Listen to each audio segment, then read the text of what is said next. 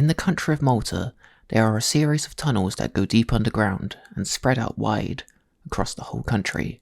These tunnels have several myths and urban legends surrounding them, with many of these bleeding into the history so much that it's hard to find fact from fiction.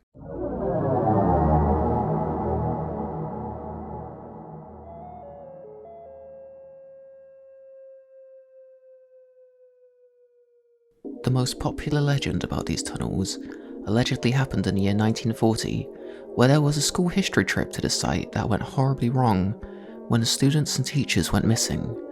People assume that after 3 weeks they had got lost in the long sprawling tunnels and eventually succumbed to exhaustion.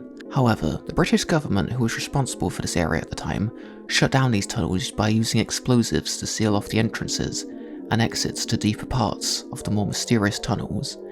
It was said that shortly after this, in certain parts of the island, you could hear frantic screaming and sobbing coming from underneath your feet. It is said that a British embassy worker named Lois Jessup had a strange encounter in these tunnels as well, with Lois going into these tunnels with a guide, eventually finding a burial chamber which had a crawl space you could go through. Lois managed to persuade her guide to allow her to go into this passageway through the burial chamber. When she had finally made her way through this tight passageway, she found herself on a ledge, looking into a deep pit. On the opposite side of this pit, there was another ledge that was about 50 feet down from where she was. On this ledge, there appeared to be figures who looked remarkably similar to humans, only they were incredibly tall and had white hair draped all along their bodies. Apparently, she had accidentally drawn attention to herself, as these figures raised their hands in sync. Lois immediately began to feel like there was a large gale blowing in her direction, with a sudden sensation of something moving past her rapidly that was allegedly slippery and wet. She made her way back through the tunnel with her tour guide looking at her like they knew already what she had just seen. Lois returned to this site after the school trip incident, only to find that the tunnel was sealed off due to a cave-in around the location of the burial chamber. They had heard, though, that the last child was seen crawling through the crawl space onto the same ledge that she had been on. They asked around for the tour guide that she had been with, only this guide wasn't known by any of the other guides on site, and was never seen again.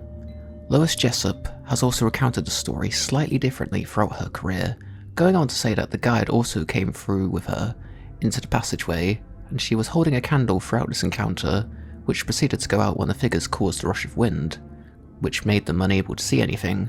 Struggling in the dark, it was actually a slimy surface she placed her candle onto, which she was unable to identify.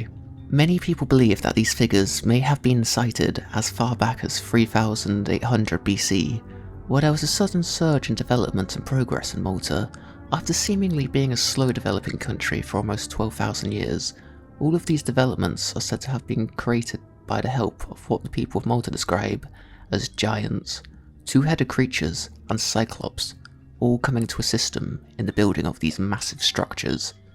Then in 2500 BC, all of these creatures vanished without a trace. It is said that what Lois Jessup had found was the remnants of all these creatures, or their ancestors, trying to create a new civilization underground. It is incredibly hard to differentiate in this urban legend between what is real and what is fake, due to these stories having so little referencing or evidence around this time period because of the Second World War. There are reports every day of teachers and children going missing or dying due to bombing raids or going out in search of food but never returning. Lois Jessup seems to be a somewhat reliable source though, as it appears she has worked for the British government rather than the embassy, and the story was covered in the National Geographic all the way back in August 1940, who are usually quite reliable for information. There may have been some truth to these stories, as so many people on the island of Malta have recounted eerie stories of these tunnels for centuries, but it could also be an old wives' tale that is meant to scare off the children of Malta from going into these tunnels. It is reported though that if you go into these tunnels, you feel an eerie feeling throughout your journey, and an immense sense of relief once you feel the sunlight hit your face once again.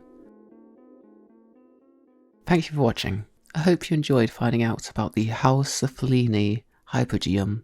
Sorry for such a long break between videos. It's been wonderful seeing a lot of the amazing comments I've gotten. I really appreciate your love for my videos, and I'm trying to write a big video about the darkest albums of all time at the moment, which is going to take a while, but in the meantime, I'll try to create some smaller videos about dark albums and films, and I'll try and find out some other urban legends that I'm interested in.